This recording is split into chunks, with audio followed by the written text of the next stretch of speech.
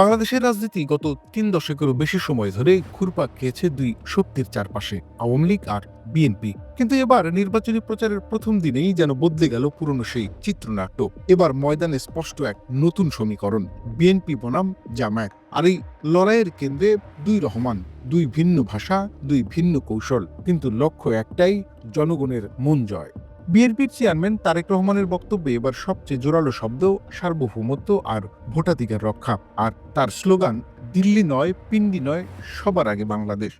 দিল্লি নয়, পিন্ডি নয়, নয় অন্য কোন দেশ, সবার আগে বাংলাদেশ। শুধু রাজনৈতিক বক্তব্য নয়, এটা এক ধরনের জাতীয়তাবাদী আবেগকে উস্কে দেওয়ার কৌশল। রাজনৈতিক বিশ্লেষকরা বলছেন এই কৌশলটা অনেকটা আমেরিকা ফার্স্ট ধাঁচের জাতীয়তাবাদী নির্বাচনী ভাষা, বিদেশি প্রভাবের বিপরীতে অভ্যন্তরীণ মর্যাদা। কিন্তু এখানেই থামেননি তিনি। ভোটারদের উদ্দেশ্যে তারেক রহমান আরো বলছেন, শুধু ভোট দিলেই হবে না, ভোট থেকে কেন্দ্র পাহারা দিতে হবে, ভোটের পবিত্রতা রক্ষা করতে হবে জনগণকেই। এজন্য রাজনৈতিক দায়িত্বকে নাগরিক আন্দোলনের রূপ দেওয়ার চেষ্টা। যার যে এলাকার ভোট কেন্দ্রে ফজরের জামাত আদায় করবেন, ভোট কেন্দ্রের সামনে পারবেন? তাহাজ্জুদের সময় উঠতে হবে, এইবার পারবেন? কারণ অনেক ষড়যন্ত্র হচ্ছে এই ভোটকে। ওই এর আগে যেরকম তথাকথিত ভোট এসল, আমুদামুন নির্বাচন হয়েছিল, নিশিরাজের নির্বাচন হয়েছিল, এবারও ভোট নিয়ে কিন্তু ষড়যন্ত্র হচ্ছে। পত্রিকার পাতায় খবর এসেছে, বিভিন্ন সোশ্যাল মিডিয়াতে খবর এসেছে, দেখেছেন না? বিদেশে আমাদের যে ভাইরা আছে, যারা প্রবাসীরা আছে, তাদের জন্য যে ব্যালট পেপার পাঠানো হয়েছে, কিভাবে একটা দল সেই ব্যালট পেপারকে দখল করেছে দেখেছেন এই সংবাদ? কাজে এই ষড়যন্ত্র দেশের ভিতরেও চলছে। এই জন্যই বলছি, তাহাজ্জুদের নামাজ পড়তে হবে, ভোর রাতে উঠে তাহাজ্জুদের নামাজ পড়বেন, তারপরে ঘর থেকে বের হবেন, যার যার ভোট কেন্দ্রে গিয়ে ওইখানে দাঁড়িয়ে ওখানে ফজরের জামাতে নামাজ আদায় করতে পারবেন। অর্থনৈতিক দিকেও বিএনপি এবার সরব, ফ্যামিলি কার্ড, বেকারদের কর্মসংস্থান, এই বার্তাগুলো দিয়ে তারা বুঝাতে চাইছে এটা শুধু সরকার বদলের নির্বাচন নয়, এটা অর্থনৈতিক মুক্তির লড়াই। তার বক্তব্যের সবচেয়ে শক্ত অংশ, জামায়াতকে আক্রমণ করে ধর্মীয় প্রতারণার অভিযোগ। এখানেই বোঝা যায় এই নির্বাচন শুধু রাজনৈতিক নয়, এটা আদর্শিক লড়াইও রূপ নিতে যাচ্ছে। দোজখের মালিক আল্লাহ, বেহেশতের মালিক আল্লাহ, এই পৃথিবীর মালিক আল্লাহ, কাবার মালিক আল্লাহ। আরে ভাই, যেটার মালিক আল্লাহ সেটা কি অন্য কেউ দেওয়ার ক্ষমতা রাখে? রাখে না। তাহলে কি দাঁড়ালো? নির্বাচনের আগেই একটি দল এই দিব ওই দিব বলছে, টিকিট দিব বলছে না? যেটার মালিক মানুষ না, সেইটার কথা যদি সে বলে, এক শিরকি করা হচ্ছে, হচ্ছে না? যার মালিক আল্লাহ, যার অধিকার শুধু আল্লাহর একমাত্র, সবকিছুর অধিকার উপরে আল্লাহর অধিকার। কাজেই আগেই তো আপনাদেরকে ঠকাচ্ছে, নির্বাচনের ফলে তাহলে কেমন ঠকাবে আপনাদেরকে বোঝে নেবার। অন্যদিকে জামায়াতে আমির ডক্টর শফিকুর রহমানের ভাষা একেবারেই ভিন্ন ফ্রেমে। তার মূল শব্দ সামাজিক সংস্কার, ফ্যাসিবাদ মুক্ত বাংলাদেশ আর ইনসাফ। তিনি স্পষ্ট হুঁশিয়ারি দিয়েছেন, ভোট ডাকাতি আর চলবে না, ফ্যাসিবাদী শক্তির জায়গা আর নেই।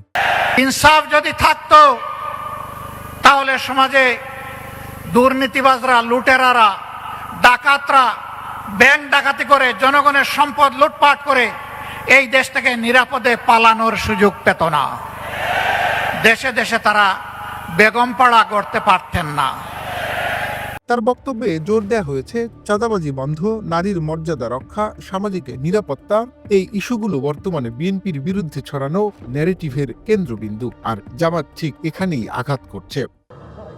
আমরা একদম সাফ জানিয়ে দিচ্ছি, আমাদের পক্ষ থেকে কমপ্লিট লাল কার্ড। এই চাঁদা আমরা তো করার প্রশ্নই উঠে না। চাঁদাকে আমরা ঘৃণা করি, এটা ভিক্ষার চেয়ে নিকৃষ্ট। আমরা ইনশাআল্লাহ কারো মায়ের সন্তানকে চাঁদাবাজি করতেও দেব না। কথা একদম সাফ, এখানে কোনো রাগ ডাক নাই। এক কর্মীর উপর হামলা টেনে তিনি বলেছেন, মায়ের ইজ্জতের উপর আঘাত সহ্য করা হবে না। এখানে ধর্মীয় আবেগ নয়, বরং সামাজিক মর্যাদা ও ন্যায় বিচারের ভাষা ব্যবহার করে ভোটারদের আবেগের কেন্দ্রে ঢোকার চেষ্টা। নারী পুরুষ সবাই মিলে আমরা আগামীর বাংলাদেশ গড়ব। আল্লাহ তাআলা সেই বাংলাদেশটা আমাদেরকে গড়ার তৌফিক দান করুন।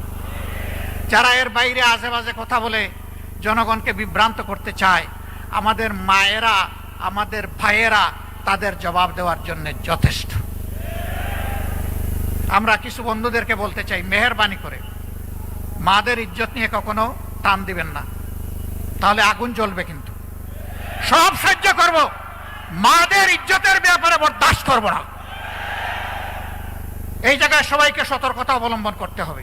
সবচেয়ে বড় প্রশ্ন, যে দুই দল একসময় একই জোটে ছিল, স্বৈরাচারের বিরুদ্ধে একসঙ্গে আন্দোলন করেছে, তারা এখন সরাসরি প্রতিপক্ষ। বাংলাদেশের রাজনীতিতে তাই তৈরি হয়েছে এক নতুন মেরুকরণ, জাতীয়তাবাদ বনাম ন্যায়ভিত্তিক সমাজের প্রতিশ্রুতি।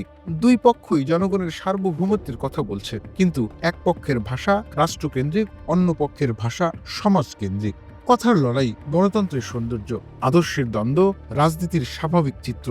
কিন্তু ইতিহাস বলে, বাংলাদেশে রাজনৈতিক মেরুকরণ অনেক সময় রাস্তায় নেমে আসে সহিংসতায়। এই নির্বাচনে তাই সবচেয়ে বড় প্রত্যাশা, লড়াই হোক ভাষণে, সংঘর্ষ নয় রাস্তায়, প্রতিযোগিতা হোক ভোটে, প্রতিহিংসা নয় অস্ত্রে।